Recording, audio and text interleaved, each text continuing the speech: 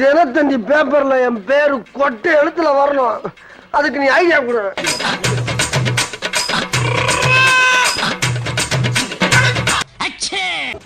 தமிழக முதலமைச்சருக்கு எங்களது கண்டனத்தை வலிமையாக இந்த கருப்பு கொடி ஆர்ப்பாட்டத்தின் மூலம் நாங்கள் பதிவு செய்கிறோம். செம்ம காமெடி பண்ணுவாப்ல. நான் எங்கடா பண்ண? என்ன வச்சு நீங்க தானடா காமெடி பண்ணுவீங்க? கருப்பு கொடி தமிழக மக்களின் நலனை பாதுகாப்பதற்காக காவி கொடி ஏந்திய கைகள் இன்று கருப்பு கொடியை ஏந்தி கண்டனத்தை தெரிவித்துக் கொண்டிருக்கிறது.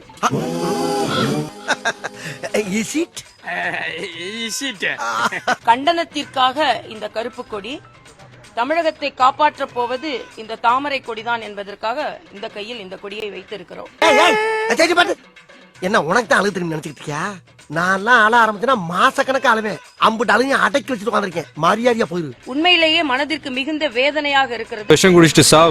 தமிழகத்தில் எவ்வளவோ பிரச்சனைகள், தீர்க்கப்படாத பிரச்சனைகள். நீங்கள் பார்த்தீர்கள் என்றால் இன்று அரசு ஊழியர்கள் எல்லோரும் போராட்டத்தில் ஈடுபட்டு இருக்கிறார்கள். உனக்கு என்னப்பா, நீ பைத்தியம், நீ என்ன வேணாலும் சொல்லுவ, நாங்க எப்படியா? இன்னைக்கு பால் முகவர்களுக்கு கூட பாலிற்கான விலையை அவர்கள் கொடுக்கவில்லை. மக்கள் போராட்டத்தில் ஈடுபட்டு இருக்கிறார்கள். இதுக்கெல்லாம் பேர் என்ன தெரியுமா? மரியாதைக்குரிய அமித்ஷா அவர்கள் மிக தெளிவாக இந்த தொகுதி வரையறையினால் தமிழ்நாடு எந்த விதத்திலும் பாதிக்கப்படாது என்று சொன்ன பின்பும் ஏன் அப்படி புழுதுனி பள்ளி பிறந்தவன அனைத்து அவர்களுக்கு வேண்டிய மாநிலத்தின் முதலமைச்சர்களை கூட்டி இன்னைக்கு ஒரு கூட்டத்தை கூட்டுகிறார்கள். அதை ஏன் சொல்லணும்? நான் எதுக்கு இருக்கேன்? அந்த வேலையை உனக்கு தெரியுமா? தெரியுமாவா? லோயர்ல இருந்து அப்பர் வரைக்கும் அலசலத்துல தமிழக முதலமைச்சர் தங்களது தோல்வியை மறைப்பதற்கு இந்த கூட்டத்தை கூட்டி இருக்கிறார். யாராவது மொட்டை அடிச்சுட்டு வந்தா அவன் தலையில தபையலா வாசிப்பீங்க.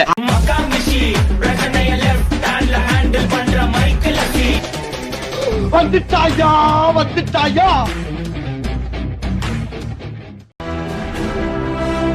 ஆஹா, ஒண்ணு குடித்தாங்கய்யா.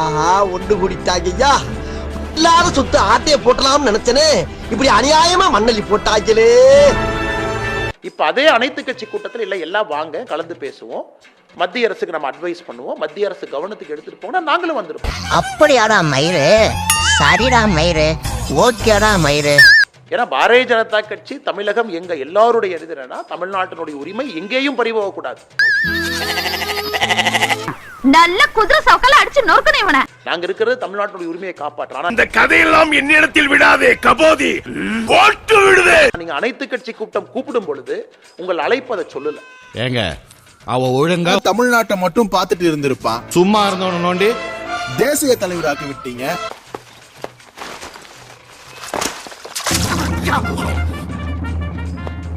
இப்ப அவன் எல்லாரையும் ஒண்ணு சேர்த்துட்டான். கர்நாடகாவை கூப்பிடுறான், கேரளாவை கூப்பிடுறான். நமக்கு எதிராக இருக்கிற ஒவ்வொருத்தரையும் சேர்த்து பவரை ஏத்தி ஒரு மினி பாராளுமன்றத்தையே நடத்திட்டு இருக்கான். எதிரிங்க உருவாகிறது இல்லைங்க, நாம தான் உருவாக்குறோம். ஒண்ணுமே தெரியலையே.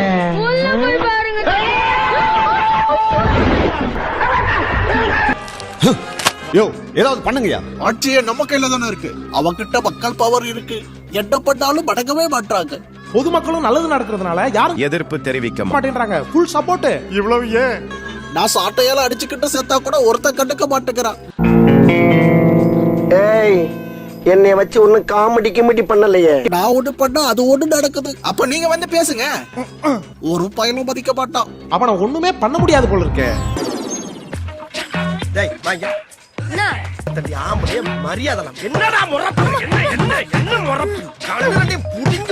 தமிழகத்தில் திராவிட முன்னேற்ற கழக அரசு இல்லாத பிரச்சனைகளை இருப்பதாக கூறி மக்கள் மத்தியிலே பீதியை கிளப்புகின்ற தீய செயலில் ஈடுபட்டு வருகிறது. என்னடா சொன்னா எலி குஞ்சு பயல.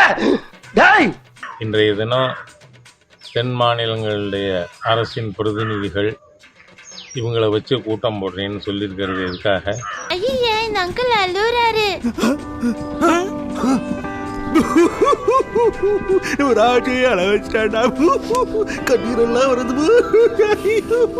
டீலிமிட்டேஷன் பத்தி மாண்புமிகு பிரதமர் பேசல. எலெக்ஷன் கமிஷனர் அதை பத்தி எதுவும் அறிவிக்கை கொடுக்கல. பாராளுமன்ற கூட்டத்துல ஜனாதிபதி அவர்கள் அதை பத்தி பேசல. பின்ன இந்த பிரச்சனை எங்க வந்தது? டபுள் டக்க நாராயணா பல்லே ஆலியா நீ. இவர்களுக்கு முதல்ல நேற்றைய தினம் மாண்புமிகு பிரதமர் அவர்கள், உள்துறை அமைச்சர் அவர்கள் பார்லிமெண்ட்ல சொல்லியிருக்கிறபடி இவர்கள் செய்த ஊழலை மறைப்பதற்காக மொழி பிரச்சனை இப்பொழுது தொகுதி வரையறை செய்கின்ற பிரச்சனை என்று கிளப்பியிருக்கிறார்கள். எப்படி சார் நீங்க வாங்க வாங்க, ஏன் பயப்படுறீங்க? வாங்க, நான் அடிக்கல மாட்டேன், வாங்க. ஆகவே இந்த அரசாங்கத்திற்கு நம்முடைய கண்டனத்தை தெரிவிக்கின்ற விதத்தில் வீட்டில் இங்கே கருப்பு கொடி ஏற்றப்பட்டிருக்கிறது. அதே மாதிரியா மதியம் மகளிர் அணி உறுப்பினர்கள் எல்லாரோடையும் சேர்ந்து கருப்பு கொடி காட்டுகின்ற போராட்டமானது நடைபெறும். இந்த மாதிரி ஒருத்தர் இருக்கிறது சரி, ஊருக்குள்ள 10 முகமூடு கொள்ளக்காரர் இருக்கிறது சரி. நாகரிக மற்ற முறையில் அண்ணாமலை அவர்கள் வந்து பேசுவார் எதிர்பார்க்கல அப்படின்னு விஜய் அவர்கள் பத்தி பேசுறது பெரிய பேசு பொருளாச்சு. அதை நீங்க எப்படி பாக்குறீங்க சார்? நான் ஏற்கனவே பல இடங்கள் சொல்லிட்டேன், எனக்கு அதுல ஏற்பு இல்லை. புரியுங்களா? நான் வந்து யாரையுமே தனிப்பட்ட முறை தாக்க கூடாதுல ரொம்ப தெரியாது. அது யாரை பத்தியா இருந்தா, ஆனா அண்ணாமலை பத்தியும் பாரத பிரதமர் பத்தியும் கவர்னர் பத்தியும் தமிழிசை சவுந்தரராஜன் பத்தியும் நீங்க குறைச்சு பேசியிருக்கீங்களா? நான் அவன் இன்னும் திருந்தலமாமா. அவர் வந்து அதிகபட்சமா பேசிட்டாரு அப்படின்னு நினைக்கக்கூடிய ஒவ்வொருத்தரும் நான் சொன்ன பெருமக்கள் பேர்ல எவ்வளவு எல்லாம் பேசிருக்காங்கன்னு சொல்லி பேசுறவங்களே ஒரு பெருமக்களா இருக்காங்க. தமிழ்நாட்டு கவர்னர் பத்தி எவ்வளவு பேசப்பட்டிருக்கு, பாரத பிரதமர் நரேந்திர மோடி பத்தி, நிதியமைச்சர் நிர்மலா சீதாராமன் பத்தி, மேலாளர் தமிழிசை சவுந்தரராஜன் பத்தி, ஆட்டு பூட்டின்னு போட்டு ஆட்டை கொண்டு நடுரோட்ல வெட்டி அண்ணாமலை பத்தி எவ்வளவு பேசி நீங்க என்ன ஆதரிக்க சொல்லி தரீங்க உலகத்துக்கு? நீங்க எது முன்னாடி வந்துச்சுன்னு சொல்லுங்க. ஏய் வாய முன்னேந்து போட, எதா அசியமா பேச போறேன். அண்ணாமலை வந்து அன்னைக்கு இடுப்புக்கு பேசின தப்பு எது முதல்ல நடந்துச்சு? நீங்க பண்ணதெல்லாம் பண்ணுச்சா? அண்ணாமலை பேசின பண்ணுச்சா? நீங்க பண்ணதெல்லாம் பேசும்போது ஒரு கேள்வி கேட்டிருக்கீங்களா நீங்க? சார் திரு உதயநிதி வந்து இப்படி சொல்லிட்டாரு, சார் திரு ஸ்டாலின் இப்படி சொல்லிருக்காரு, சார் நம்ம இன்னைக்கு பேசுறாரு அமைச்சர் தாமோன் பர்சன் பன்னிக்குட்டி பெத்து போட்ட மாதிரி நார்த் இந்தியன்ஸ்லாம் பெத்து போட்டார். நம்முடைய இந்திய சகோதரர்கள் அவங்க, நம்முடைய பிரதர்ஸ் இல்லையா? மறுபடியும் மோளம் சொல்லுங்க. பன்னிக்குட்டி பெத்து போட்ட மாதிரி நார்த் இந்தியன்ஸ்லாம் பெத்து போட்டார். நல்லா தானே சொல்லிக்காரு. அப்புறம் இத வரவேறுங்க. நீங்க ஒரு அமைச்சர் இல்லையா? அதை யாரும் இங்க ஆதரிக்கல சார். இப்ப நீங்க சொல்றீங்க கண்டிப்பா நான் கேக்குறேன். ஒரு நீங்க இப்போ வந்து உட்கார்ந்தாங்கன்னா அந்த கேள்வி நாங்க கேட்போம். அந்த கேள்வி நீங்க கேட்கல. இல்ல கேட்போங்கற. தாமோன் பர்சன் பேசுற பத்தி நீங்க கேட்டீங்களா? உங்க பேட்டியோட தலைப்பா இருந்துச்சா? இதை விட எக்கச்சக்கமான விஷயமெல்லாம் எனக்கு தெரியும். சுருக்கமா சொல்ல போனா நான் ஒரு அறிவியல் புஸ்தகம் மாதிரி. அதோட விவாத மையம் நீங்க சொல்லும்போது இருந்துச்சா? நீங்க இல்ல எந்த டிவில எந்த யூடியூப்ல அமைச்சர் தாமோன் பர்சன் பேசுற பத்தி பேச, எந்த டிவி எந்த யூடியூப் என்ன பேசிட்டீங்க? நாங்கள கண்ண மூடிட்டு உட்கார்ந்துருக்கோம் நினைக்கிறீங்களா? அறிவு கேட்டவனுங்க எவ்வளவு பெரிய ஒரு விஷயத்தை கேட்டிருக்க, இதுக்கு போய் உதைக்கிறாங்களே. அதாவது கழுது மேய்க்கிற பையனுக்கு இப்படி ஒரு அறிவான்னு உன் மேல எல்லாருக்கும் பொறாமடா. அதே கேட்காது நினைக்கிறீங்களா? பன்னிக்குட்டி பெத்து போட்ட மாதிரி பிள்ளை இது தவறு, இதுவும் தவறுதான். இப்ப யாரும் வந்துட்டு இவங்களுக்கு வந்து இருங்க, இதே கருத்து இதுக்கு முன்னாடி துரைமுருகன் சொல்லிருக்காரு. அப்பயாவது யாரா கேட்டீங்களா? மிஸ்டர் கோடி, நீங்க ரொம்ப ஸ்டூபிடா பேசுறீங்க. சரி, தாமோன் பர்சன் நேத்து கேட்டார் சார், 20 hours டைம் கொடுக்க மாட்டீங்களா, நாங்க 4 கழிச்சு கேட்போம்ல. துரைமுருகன் இதுக்கு முன்னாடி அப்படியே பேசிருக்காரு. எவ்வளவு அண்ணன் ஆர்எஸ் பாரதி, யாரா ஒரு மீடியால ஆர்எஸ் பாரதி அவர்கள் மீடியா பத்தியே கெட்ட வார்த்தை திட்டிருக்காரு. ஒரு மீடியால நீங்க டிபேட் பண்ணீங்கன்னு காட்டுங்க. அது நம்புற மாதிரி சொல்லு. ஒரு மீடியா நீங்க நானே பர்சனலா கேள்வி கேட்டிருக்கேன், பேட்டியிலேயே கேள்வி கேட்டிருக்கேன். எங்களுக்கு வந்து சான்ஸ் கிடைக்கும் போது அந்த கேள்வியை முன்னாடி வைக்கிறோம், இன்டர்வியூ கொடுத்தா வச்சிரதான் போறோம். சான்ஸ் கொடுக்காத கூட புத்திசாலி, சான்ஸ் கொடுக்கறது தப்பானாலும் இல்லையா? உங்களுக்கு பரவாயில்ல, நீங்க கேளுங்கன்னு சொன்னா தப்பானாலும். நீ சொன்ன வாக்கியத்தை தஞ்சாவூர் கோயில் கல்வெட்டுல வெட்டி வச்சிட்டு பக்கத்திலேயே நீ உட்கார்ந்துக்க. உனக்கு பின்னால வர்ற சந்ததிகள் அதை பார்த்து படிச்சு தெளிவா நடந்துக்குவாங்க. ஒரே ஆள் சிங்கம் மாதிரி நிக்கிறான்.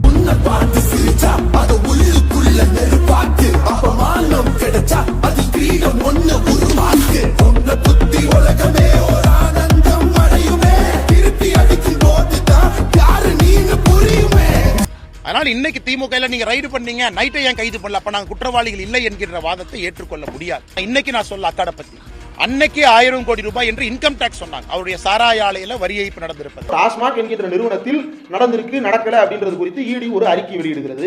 அந்த அறிக்கை மட்டுமே அவர்கள் மீது குற்றம் சாட்டுவதற்கு போதுமானது என்றால், ஒரு பாணி சோற்றுக்கு ஒரு சோறு பதம் என்றால் 5 அதிகாரிகளை வைத்துக் கொண்டு இடி என்பது லஞ்சத்தை ஒழிக்க வந்த துறை அல்ல, லஞ்சம் வாங்க வந்த துறை என்று பேசுவதில் எந்த தவறும் இருப்பதாக எனக்கு தெரியும். 2014 அவங்க ஆட்சிக்கு வந்த பிறகு வெறும் 58 பேர் மட்டும் இருந்த அந்த என்ஃபோர்ஸ்மெண்ட் டைரக்டரேட்ல 2500 அதிகாரிகளை நியமனம் பண்றாங்க.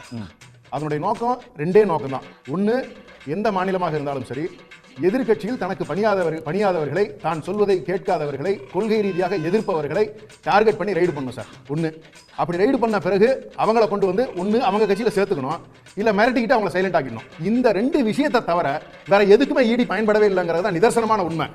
இங்க எல்லாமே முறதவர் தாண்டா மாப்ள நடக்குது. செந்தில் பாலாஜியினுடைய அவர்களுடைய கைதன ஒரே நாள்ல நடந்துச்சா? ரைடு எப்ப நடந்துச்சு? என்ஃபோர்ஸ்மென்ட் டைரக்டரேட்டோட பவர்ஸ் என்னங்கறதை இவங்க எப்படி ஃப்ரேம் பண்ணிருக்காங்கன்னு மட்டும் பாத்துக்கோங்களேன். இவங்க வந்து எந்த வாரண்ட்டுமே இஷ்யூ பண்ண தேவையில்ல, சர்ச் வாரண்ட் வாங்க வேண்டிய அவசியம் கிடையாது. நேரடியா வரலாம், எதை வேணாலும் சீஸ் பண்ணலாம், அவரை நேரடியா கைது பண்ணலாம், நேரடியா கொண்டு போயிடலாம். சார்ஜ் ஷீட் எப்ப தெரியுமா ஃபைல் பண்ணுவாங்களா? கேஸ் ட்ரையலுக்கு வரும்போது மட்டும்தான். அப்ப அந்த 1.5 வருஷம் அல்லது எவ்வளவு காலம் வேணாலும் அவங்க ஜெயில வச்சு அவங்கள வந்து கண்ட்ரோல்ல வச்சிருக்கலாம். இதுதான் அவங்க வச்சிருக்கிற சிஸ்டம். எப்படி ஒரு அடக்குமுறை பாத்தீங்களா? என்ஃபோர்ஸ்மென்ட் டைரக்டரேட் அண்ணா சொன்ன மாதிரி அது வெறும் கைக்கூலி சார். கரெக்டா சொல்றானே. இது அப்படி ஊருக்குள்ள தண்டாரப்பட சொல்லுங்கடா, நல்லா இருக்கும். நிச்சயமா கைது செய்யத்தாங்கண்ணா போறாங்க. இடி போன்ற ஒரு அமைப்புகள் யார் ஊழல் செஞ்சிருக்காங்களோ பிடிச்சி உள்ள வைக்கணும். அதுவும் இந்த 1000 கோடி ரூபாய்க்கு மேல் என்கின்ற வாதத்தை தொடர்ந்து பாரதிய ஜனதா கட்சி வைத்துக் கொண்டிருக்கின்றோம். நிச்சயமாக இந்த டாஸ்மாக் ஊழல் இந்தியாவையே உழுக்கக்கூடிய ஒரு ஊழலாக, தமிழ்நாட்டினுடைய அரசியல் சரித்திரத்தை மாற்றக்கூடிய ஒரு ஊழலாக இருக்கும் என்பது எங்களுடைய நம்பிக்கை. இதற்கு ஒரு 2 உதாரணத்தை நான் சுட்டி காட்டிடுறேன். ஒன்றிய அரசின் அளவுல நீங்க பாருங்க, யார் யார் மேலலாம் கேஸ் போட்டிருந்தாங்க, யாரெல்லாம் விடுவிக்கப்பட்டிருக்காங்கங்கறத அரசியல் ரீதியா நம்ம வந்து முதல்ல பாத்துருவோம். இதுவரைக்கும் அரசியல் ரீதியா அவர்கள் போட்ட வழக்குகள் 193 இந்த 10 ஆண்டுகள்ல. அதுல 2 வழக்குகள் மட்டும் தான் கன்விக்ட் செய்யப்பட்டிருக்கு. மீதி அப்ப 191 கேஸ் இன்னும் பெண்டிங்ல இருக்கு. அஜித் பவார் மேல கேஸ் போடுறாங்க. அவரு 2023ல இவங்களோட அலையன்ஸ் சேர்ந்த பிறகு அந்த கேஸ்ல இவங்க கூட சேர்ந்து கண்டெஸ்ட் பண்றாரு. 2024ல அவர் ரிலீஸ் பண்ணிட்டாங்க. முழுமையா ரிலீஸ் பண்ணிட்டாங்கன்னா இல்ல, ஒரு கேஸ்ல மட்டும் ரிலீஸ் பண்ணிருக்காங்க. இன்னொரு கேஸை இன்னும் த்ரெட்டனிங்கா வச்சுக்கிட்டு இருக்காங்க. அவரை வச்சு தான் இன்னைக்கு வந்து மகாராஷ்டிரால இவங்களுக்கு ஆட்சி நடந்துகிட்டு இருக்கு. சரி, இப்படி மிரட்டுவதற்காக மட்டும் தான் அவங்க வச்சுக்கிட்டு இருக்காங்க. சாம்பார் ஆப் எனக்கு எப்படி இருந்தனா இப்படி ஆயிட்டேன், எப்படி இருந்தனா இப்படி ஆயிட்டேன். This is what I want. Take okay. Crazy burger. எப்படி இருந்தனா இப்படி ஆயிட்டேன், எப்படி இருந்தனா இப்படி ஆயிட்டேன். ஏய் ஆப்பிள் ஜூஸ் குடா. இந்த வீடியோ உங்களுக்கு பிடிச்சிருந்தா கண்டிப்பா லைக் பண்ண மறக்காதீங்க. அப்படியே உங்க நண்பர்களுக்கும் ஷேர் பண்ணுங்க. நீங்க பண்ற ஒவ்வொரு லைக்கும் தான் இந்த வீடியோவை மற்ற நண்பர்களுக்கும் கொண்டு போய் சேர்க்கும். மறக்காம சப்ஸ்கிரைப் பண்ணுங்க. உங்க கருத்துக்களையும் கமெண்ட் பாக்ஸ்ல பதிவு பண்ணுங்க.